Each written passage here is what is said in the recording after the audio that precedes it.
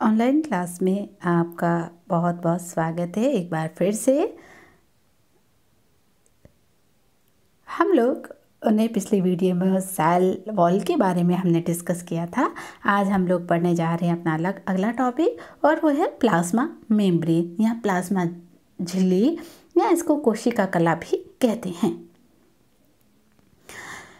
क्या होती है प्लाज्मा मेम्ब्रेन? प्लाज्मा मेम्ब्रेन जीव द्रव्य के चारों ओर जो साइटोप्लाज्म है, उस साइटोप्लाज्म के चारों ओर एक लिविंग सेल पाई जाती है। उस लिविंग सेल को प्लाज्मा मेम्ब्रेन या प्लाज्मा लेमा या सेल मेम्ब्रेन कहते हैं। प्रत्येक कोशिका एक बहुत महीन, एक बहुत पतली थिन, जिसको हम केवल माइक्रोस्कोप से देख सकते हैं, ऐसी झिल्ली से घिरी रहती है। उस झिल्ली को कोशिका झिल्ली कहते हैं।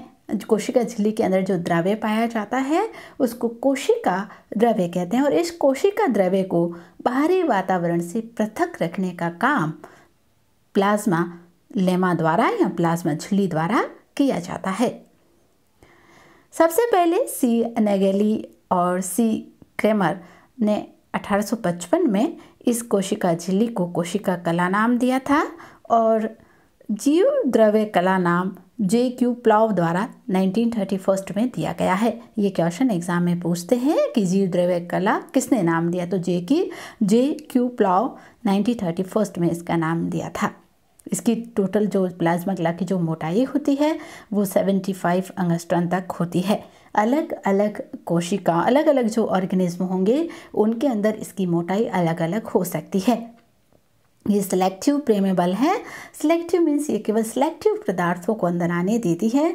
कुछ सिलेक्टिव आयंस जो नॉन पोलर होते हैं, वाटर मॉलिक्यूल्स यानी जो सॉल्वेंट है उसको, जो आकार में छोटे होते हैं, उन मॉलिक्यूल्स को प्लाज्मा मेम्ब्रेन अंदर बाहर आने की परमिशन देती है। इस कारण इसको सिलेक्टिव प्रेमेबल मेम्ब्रेन या चयनात्मक पारगम्य झिल्ली कहा जाता है। प्रॉपर्टीज क्या है प्लाज्मा मेम्ब्रेन की?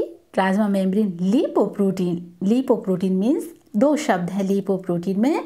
Lipo means lipid, protein means protein, यानी लिपिड और प्रोटीन से मिलकर बनी हुई एक झिल्ली है। बाहर की तरफ प्रोटीन की परत होती है और भीतर की तरफ लिपिड की परत मौजूद होती है। लिपिड लेयर बाइपोलर होती है। इसका भीतरी भाग टेल जो हाइड्रोफोबिक है एवं अघुलनशील होता है। बाहरी भाग है जो हाइड्रोफिलिक, घुलनशील और पोलर होता है। कैसे मैं आप लोगों को इसको हम लोग समझते हैं कि किस तरह से ये भाग पाया जाता है। सबसे पहले प्लाज्मा मेम्ब्रेन, अगर हम प्लांट्स की बात करेंगे तो प्लांट्स में होती है बाहर जो प्लाज्मा मेम्ब्रेन है, इसके बाहर की ओर प्रेजेंट होती है सेल वॉल, जिसके डिस्कशन हमने पिछले वीडियो में किया था, जिसको हम कह रहे हैं कोशिका भित्ति। कोशिका भित्ति के अंदर की ओर जो मेम्ब्रेन मौजूद होती है, इस मेम्ब्रेन को हम कहते हैं प्लाज्मा मेम्ब्रेन।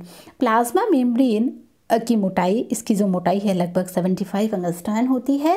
ये जीव जो इसके अंदर जो कोशिका द्रव्य प्रेजेंट होता है, इस कोशिका द्रव्य को बाहरी वातावरण से पृथक रखती है, और इसी कोशिका द्रव्य में सारे सेल ऑर्गेनल्स, कोशिकांग, जितने भी कोशिकांग हैं, चाहे वो mitochondria, Golgi body, endoplasmic reticulum, nucleus, ribosome etcetera कोशिकांग होते हैं, उनको घेरे हुए एक झिल्ली मौजूद होती है, जिसको हम प्लाज्मा झिल्ली कहते हैं।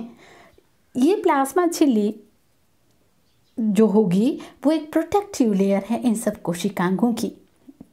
अब हमने क्या बात की कि प्लाज्मा झिल्ली जो होती है वो किसकी बनी होती है? प्रोटीन प्लस लिपिड की। इसका जो कंपोजिशन है वो क्या है? Protein plus lipid. लिपिड जो होगा वो बाइपोलर है। बाइपोलर क्या है आप लोग समझ लीजिए। बाइपोलर का आप जब हम आगे मॉडल समझेंगे तब आसानी से समझ में आ जाएगा। ये लिपिड मॉलिक्यूल्स हैं। प्लाज्मा मेम्ब्रेन में हम लिपिड की बात करें तो मुख्य रूप से फॉस्फोलिपिड होता है। उसी तरह से sphingolipid, cholesterol. Cell to cell vary करता है कंपोजिशन सेल मेम्ब्रेन का, किस में किस तरह की सेल है, इन लिपिड का रेशियो अलग अलग हो सकता है। और प्रोटीन जो होगा उसकी मात्रा 70% तक होती है और लिपिड लगभग 30% तक लिपिड एक सेल मेम्ब्रेन में मौजूद रहेगा। फॉस्फोलिपिड की हम बात करेंगे तो फॉस्फोलिपिड का जो फॉस्फोलिपिड है वो बाईपोलर है। बाईपोलर का मीन्स दो पोल हैं, एक होगा भाग होगा उसको हम कहेंगे पोलर रीजन और दूसरा जो होगा वो कहलाएगा non polar. Non polar polar region hydrophilic होगा। पोलर रीजन कैसा होगा? हाइड्रोफिलिक। और नॉन पोलर रीजन जो होगा वो होगा हाइड्रोफोबिक, उसको हम हाइड्रोफोबिक कहेंगे। पोलर रीजन को हाइड्रोफिलिक और नॉन पोलर रीजन को हाइड्रोफोबिक कहेंगे। हाइड्रोफोबिक रीजन हेड होता है, हाइड्रोफिलिक रीजन हेड होता है, ये हेड पार्ट है लिपिड का और ये इसका टेल पार्ट होता है। टेल पार्ट जो होगा वो कैसा होगा? Hydrophobic. Hydrophilic means, hydro means water, philic means loving, यानी जल से लव करने वाला, जल की ओर अट्रैक्ट करने वाला पार्ट होगा वो हाइड्रोफिलिक होगा। और hydrophobic, hydro means water, phobic means भय या डर, यानी कि जल में घुलनशील नहीं है, वो हमेशा जल से दूर जाने की कोशिश करेगा, उस भाग को हम हाइड्रोफोबिक रीजन कहेंगे। जो भाग हाइड्रोफिलिक होता है वो पोलर होता है, जो भाग हाइड्रोफोबिक होता है वो नॉन पोलर रीजन होता है। इस कारण लिपिड लेयर बाईपोलर होती है। दो पोलर कौन कौन से हैं? Head hydrophilic, tail hydrophobic reason.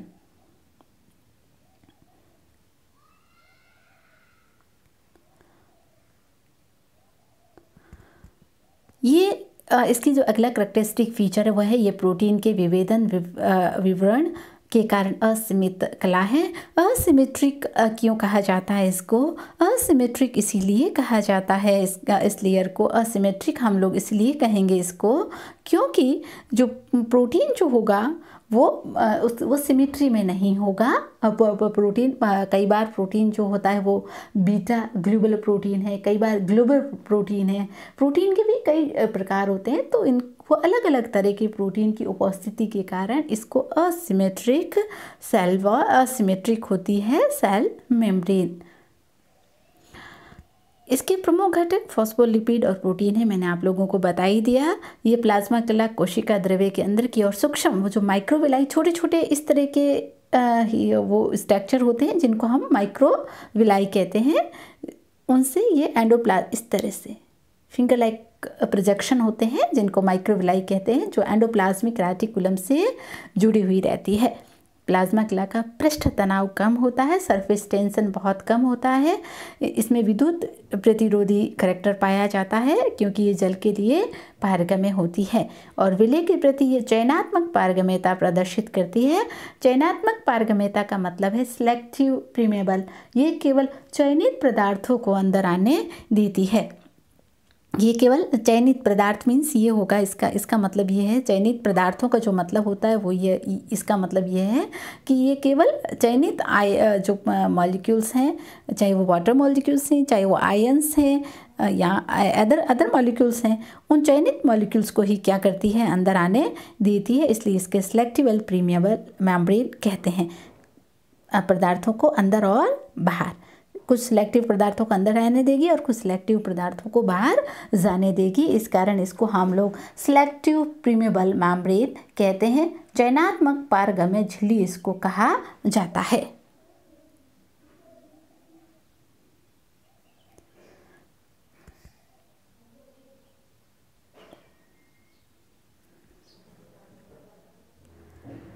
Molecular models of plasma membrane. हम प्लाज्मा मेम्ब्रेन को लेकर कुछ मॉडल्स की यहाँ पर बात करेंगे, कुछ मॉडल्स हम यहाँ पर पढ़ेंगे।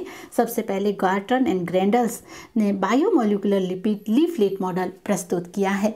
लीफलेट मॉडल का मतलब ये होगा कि ये लिपिड की इस तरह से लीफलेट में मौजूद होगा। ये एक लीफलेट है और ये एक दूसरा लीफलेट है, इस कारण इसको मॉलिक्यूलर लीफलेट मॉडल इसको कहा जाता है। सबसे पहले इन्होंने इरिथ्रोसाइट कोशिकाओं के हीमोलाइसिस के अध्ययन के बाद इस लेयर का पता लगाया कि ये लिपिड की बनी हुई बायोमोलिकुलर लेयर होती है।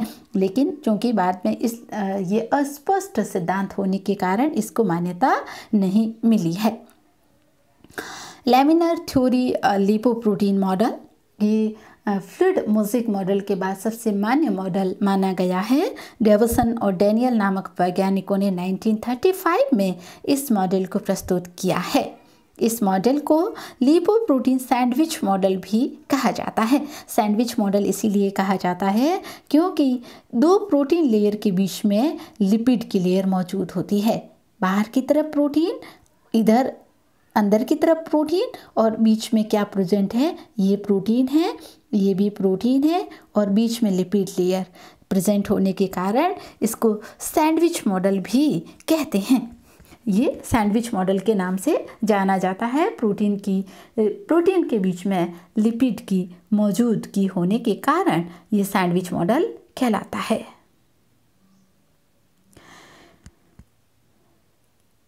इन्होंने देखा कि केवल लिपिड्स कलाओं में उत्पन्न होते हैं तो कोशिका कला का जो पृष्ठ तनाव है वो कम होता है। कोशिका कला का पृष्ठ तनाव कम होने के कारण उन्होंने ये निष्कर्ष निकाला कि ये पृष्ठ तनाव कम इसीलिए है क्योंकि लिपिड के साथ साथ प्रोटीन भी उपस्थित होती है। फास्फोलिपिड बायोमोलिकुलर लेयर प्रोटीन की दो परतों के बीच में सैंडविच के रूप में मौजूद होता है। प्रोटीन यहाँ पर फोल्डेड बीटा चेन्स के रूप में पाया जाता है।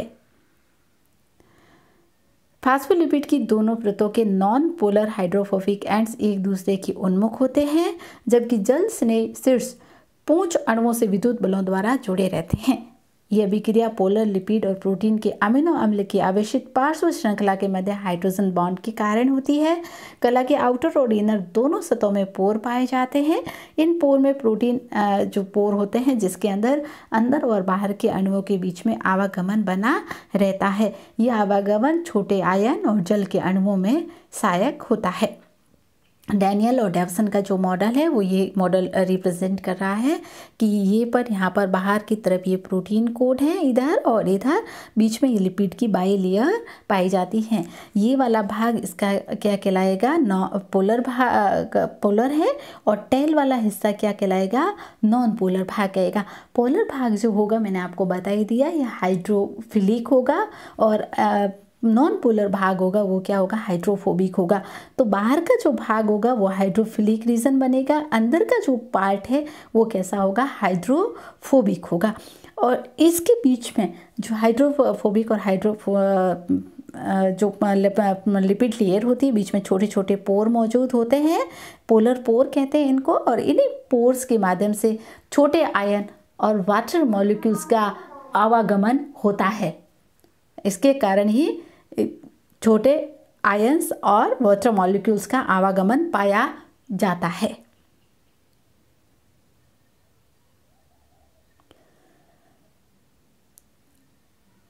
अगला जो हम पढ़ रहे हैं वो है मिसेल थ्योरी। मिसेल थ्योरी का प्रतिपादन हिलेर एंड हॉफमैन ने 1953 में किया है। इनके अनुसार जो लिपिड के अणु मिसेल के रूप में होते हैं, मिसेल का मीन्स होता है मोजेक फैशन में, एक मोजेक टाइप एक गोलाकार संरचना में विन्यासित रहते हैं, और इनकी इकाइयों का व्यास लगभग 40 से 60 एंगस्ट्रॉन होता है। लिपिड के ध्रुवीय सिरे गोल परिधि की ओर होते हैं, और अध्रुवीय सिरे जो पूंछ होगा वो क्या होगा, सेंटर की तरफ। हमेशा ऐसा ही होता है कि जो हेड होगा वो कहाँ होगा, परिधि की तरफ, इस तरह से। परिधि मतलब पेरिफेरल, और टेल होगा वो क्या होगा, सेंटर की तरफ होगा। तो टेल जो होगा वो सेंटर की तरफ होगा, और हेड जो होगा वो क्या होगा, पेरिफेरी पाया जाता है। और यहाँ पर मिसेल में प्रत्येक और एक स्तर मोनो लेयर के रूप में प्रोटीन की एक लेयर के रूप में प्रेजेंट होती है। किसी डायग्राम में देखिए इस तरह से, ये जो मिसेल, ये इसको हम मिसेल कहते हैं, ये वाला इस तरह से है ना। ये हेड जो देखिए आप, ये क्या है, पेरिफेरी है। टेल क्या है, सेंटर की तरफ मौजूद है। तो हाइड्रोफिलिक रीजन जो होगा वो पेरिफेरी होगा, और हाइड्रोफोबिक जो रीजन होगा वो कहाँ पाएगा, केंद्र में मौजूद रहता है। इसकी एक तरफ मोनोलेयर के रूप में प्रोटीन मौजूद रहते हैं, और दूसरी तरफ इसकी बाइपोलर प्रोटीन मौजूद होता है। यहाँ पर जो लिपिड होता है, अगर हम किसी भी सेल मेम्ब्रेन की बात करें, चाहे हम एनिमल की बात करें चाहे हम प्लांट की बात करें, तो जो लिपिड होता है वो मेन फॉस्फोलिपिड होगा और दूसरा कंपोजिशन प्रोटीन का होगा। फॉस्फोलिपिड के अलावा, जिस तरह से फॉस्फोलिपिड तो मुख्य है, इसके अलावा ये ऑर्गेनिज्म टू ऑर्गेनिज्म वेरी करता है। किसमें फॉस्फोलिपिड अधिक होता है, तो फॉस्फोलिपिड, स्पिग्नोलिपिड, कोलेस्ट्रॉल, तो ये जो अमाउंट है वो सेल टू सेल वेरी करता है। इनका जो अमाउंट है वो कम ज़्यादा हो सकता है। तो मिसेल थ्योरी जो है वो ये कह रही है, मिसेल थ्योरी के अनुसार सेल में फॉस्फोलिपिड एक गोलाकार संरचना के रूप में प्रोटीन लेयर के बीच में मौजूद होते हैं। इसमें एक तरफ जो प्रोटीन लेयर होगी वो ध्यान में रखें, बहुत इंपॉर्टेंट चीज़ है, मोनो लेयर होती है और दूसरी तरफ ये बाई लेयर पाई जाती है। यानी हाइड्रोफिलिक रीजन होगा वो पेरीफेरी का मतलब परिधि की तरफ होता है, और इसका हाइड्रोफोबिक रीजन होगा वो सेंटर की तरफ होगा, यानी केंद्र की तरफ पाया जाता है। रॉबर्टसन यूनिट मेम्ब्रेन मॉडल बहुत इंपॉर्टेंट मॉडल है, मान्यता प्राप्त मॉडल है। रॉबर्टसन का इकाई कला मॉडल, इन्होंने इलेक्ट्रॉन सूक्ष्मदर्शी के अध्ययन के बाद रॉबर्टसन ने 1959 में प्लाज्मा कला की त्रिस्तरीय, ये बात ध्यान में रखिएगा, ये ट्राइलेमिनर मॉडल की व्याख्या करता है। ट्राइलेमिनर 3 परतों से, रॉबर्टसन के अनुसार जो प्लाज्मा कला है वो 3 परतों से मिलकर बनी हुई होती है। बाहर की जो 2 परतें होती है उनकी जो मोटाई होती है वो 2 से 2.5 नैनोमीटर होती है। बाहरी दोनों ऑस्मोफिलिक परतें प्रोटीन से बनती है और इनके बीच में हल्के रंग की मोटी 30 से 35 एंगस्ट्रॉन की मोटी लिपिड की ऑस्मोफोबिक परत उपस्थित होती है। रॉबर्टसन ने इस कला का नाम इकाई झिल्ली मॉडल रखा है। इस तरह से डायग्राम में हम लोग देखेंगे रॉबर्टसन का इकाई कला मॉडल। सेम जिस तरह से ये कह रहे हैं, ये बाहर की जो परत होती है ये क्या होगी, प्रोटीन की, ये थोड़ी गहरे कलर की होती है। आउटर परत भी प्रोटीन की, इनर और आउटर दोनों लेयर क्या होगी, प्रोटीन की, और बीच में जो प्रेजेंट होगी वो क्या होगी, लिपिड बाई लेयर होगी। लिपिड बाई लेयर में ये रीजन हाइड्रोफिलिक, यानी हेड जो होगा वो हाइड्रोफिलिक रीजन है, और टेल जो होगा वो हाइड्रोफोबिक। तो बीच का पूरा भाग जो होगा वो कैसा होगा, हाइड्रोफोबिक, और इसके दोनों पेरिफेरी रीजन जो होगा वो कैसे होगा, हाइड्रोफिलिक, पोलर होगा। जो हाइड्रोफिलिक रीजन है उसको हम पोलर कहते हैं, हाइड्रोफोबिक जो रीजन होता है उसको हम क्या कहते हैं, नॉन पोलर कहते हैं। ये एक त्रिस्तरीय परत है। एक त्रिस्तरीय परत का मतलब यहाँ ये प्रोटीन परत 1, प्रोटीन की परत, फिर ये दूसरी प्रोटीन की परत, और तीसरी ये परत किसकी आ गई है यहाँ पर, लिपिड की। इस तरह से देखिए त्रिपरत ये क्यों कहा इन्होंने, 3 परतें बना रही है। फर्स्ट प्रोटीन की ये L1 मान ले, और दूसरी लिपिड L2, और तीसरी L3 लेयर, और ये फिर से किसकी बनी होती है, प्रोटीन की। 2 प्रोटीन की लेयर और के बीच में एक लिपिड की, ये पूरी लेयर यहाँ से लेकर यहाँ तक लिपिड की मौजूद होती है। लिपिड में भी हाइड्रोफिलिक रीजन है वो पेरिफेरी, और हाइड्रोफोबिक बीच का पूरा पोर्शन जो है वो क्या होगा, हाइड्रोफोबिक होता है। तो इसे ट्राइलेमिनर मॉडल भी कहा जाता है, इसे यूनिट मेम्ब्रेन मॉडल, इकाई कला झिल्ली मॉडल कहा जाता है। रॉबर्टसन का इकाई कला मॉडल जो 3 परतों से मिलकर बना है, L1, L2 और L3, जिसमें 2 प्रोटीन लेयर के बीच में एक लिपिड की लेयर मौजूद होती है। तो आज हमने इसके कुछ प्रॉपर्टीज़ पढ़ी है। प्लाज्मा मेम्ब्रेन क्या है, प्लाज्मा में प्लांट की अगर हम बात करेंगे तो जो प्लाज्मा मेम्ब्रेन के बाहर की और क्या प्रेजेंट होगी, सेल वॉल प्रेजेंट होगी। एनिमल्स की बात करेंगे सेल वॉल नहीं होती है, ये केवल प्लाज्मा मेम्ब्रेन होती है। प्लाज्मा मेम्ब्रेन जितने भी ऑर्गेनल्स होते हैं, बॉडी ऑर्गेनल्स जितने भी हैं, कोशिकांग हैं, उनको प्रोटेक्ट करने के लिए, उनकी सुरक्षा करने के लिए उन सब के चारों तरफ एक मेम्ब्रेन है जो जीव द्रव्य को बाकी आउटर जो इन्वायरमेंट है उससे उसको क्या करती है, सेपरेट करती है। इसकी क्या प्रॉपर्टीज़ हैं, ये फॉस्फोलिपिड से बनी होती है, प्रोटीन से बनी होती है, यानी लिपोप्रोटीन इसका स्ट्रक्चर है, लिपिड प्लस प्रोटीन इनका मेन स्ट्रक्चर है। को डिस्क्राइब करने के लिए, इसको समझाने के लिए कई वैज्ञानिकों ने अलग अलग मॉडल प्रस्तुत किए हैं, जिसमें हमने 2-3 मॉडल की यहाँ बात की है। सबसे सर्वमान्य मॉडल जो है फ्लड मॉजिक मॉडल है, जिसको हम अगली वीडियो में डिस्कस करेंगे। फ्लड मॉजिक मॉडल की उसकी हम अगले वीडियो में डिस्कस करेंगे। साथ ही कॉम्पिटिटिव एग्जामों में पूछे गए क्वेश्चंस हैं उसकी बात भी हम नेक्स्ट वीडियो में करेंगे। Thank you.